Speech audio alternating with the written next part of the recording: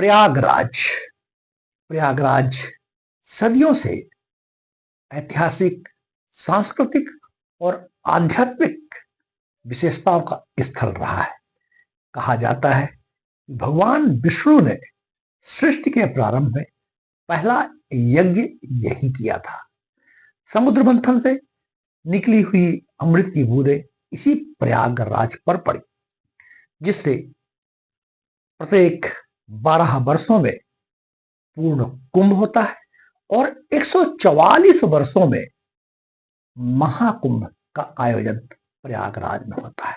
वर्तमान 2025 में यही महाकुंभ प्रयागराज में, जो कि दुनिया का सबसे बड़ा आध्यात्मिक और सांस्कृतिक मेला है, मानवता की अमूर्त सांस्कृतिक धरोहर महाकुंभ, जिसमें पूरी दुनिया से लगभग 50 करोड़ लोग एकत्रित होकर मां गंगा की पवित्र जल से स्नान कर मोक्ष की प्राप्ति और पुण्य की प्राप्ति करना चाहते हैं।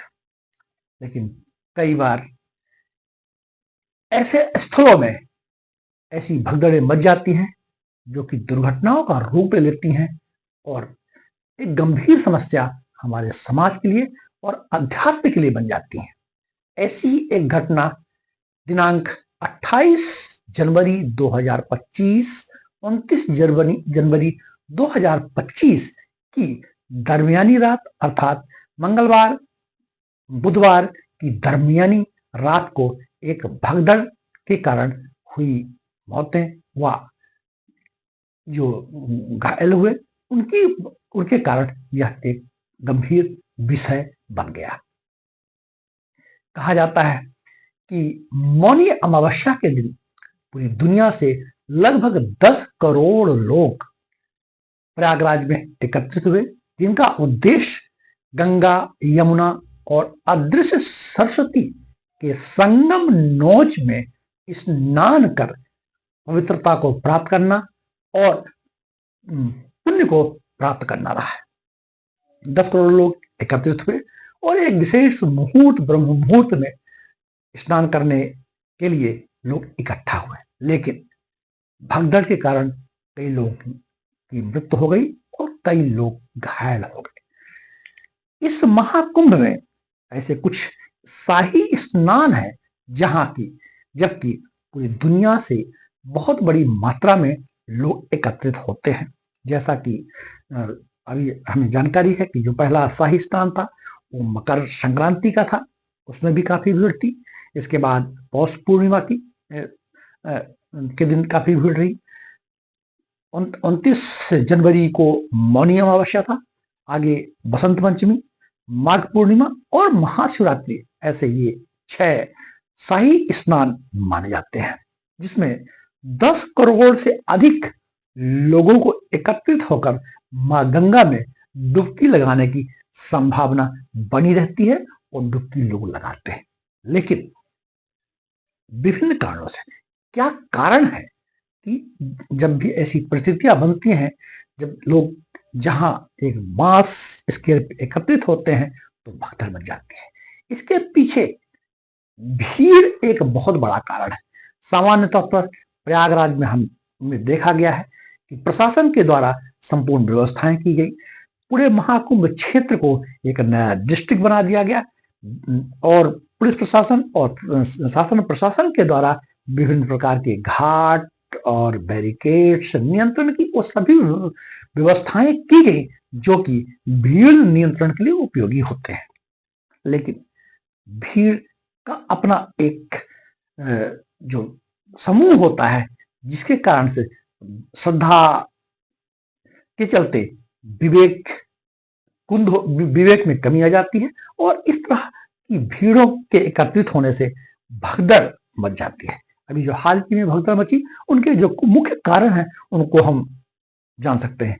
एक तो अनियंत्रित भीड़ तो कारण होता ही है। एक सीमित स्थान पर जब लोग एकत्रित होते हैं तो भीड़ अनियंत्रित हो जाती है।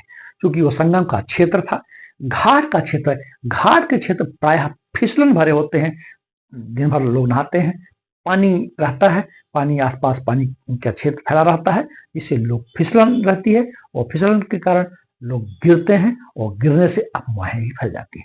अफवाह एक बहुत बड़ा कारण है।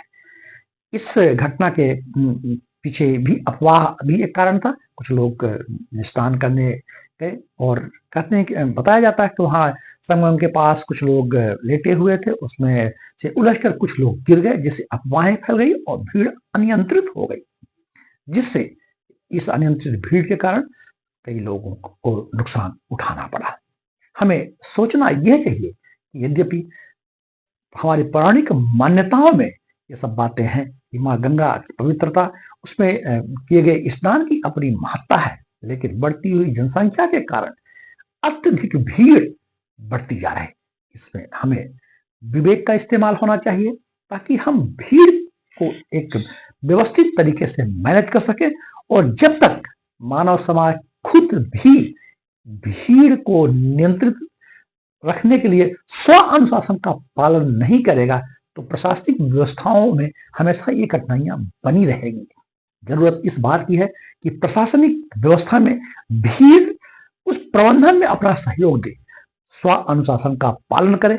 जब हमें पता है कि करोड़ों लोग यहाँ आ रहे हैं तो एक ही समय पर एक ही स्थान पर लोग एकत्रित होकर भीड़ को बढ़ावा देते हैं, जिससे भीड़ प्रबंधन में कठिनाई आती है और ऐसे भगदड़ मच जाने से आपात परिस्थितियां पैदा हो जाती हैं। हमें इस भीड़ में स्व अनुशासन का पालन करना चाहिए और प्रबंधन द्वारा बनाए गए नियम कानून का पालन करना चाहिए। बहुत बड़ा देश है, करोड़ों की जनसंख्या है।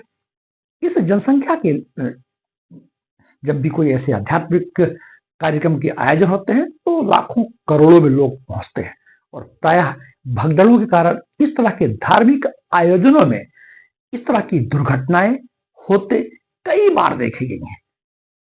क्यों ना हम इस तरह की भीड़ भाड़ में स्व अनुशासन का पालन करें, समय का इंतजार करें, धैर्य, साहस और संयम रखें।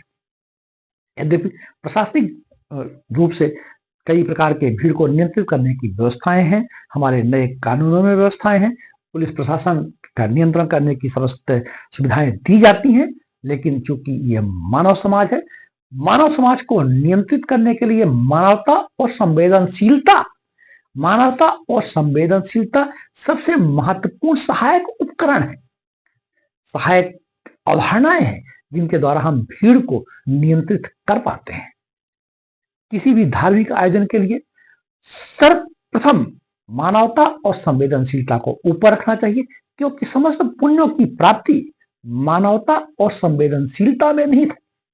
लोग एकत्रित हैं, यदि हमने मानवता खो दी, भीड़ को हम नियंत्रित नहीं कर पा रहे, स्व अनुशासन का पालन नहीं कर पा रहे, एक दूसरे पर चढ़ करके हम एक दूसरे को कुचल करके हम मां गंगा में डुबकी लगाने का प्रयास कर रहे हैं, तो ये हमारी मानवता और संवेदनशीलता की भी कमी है।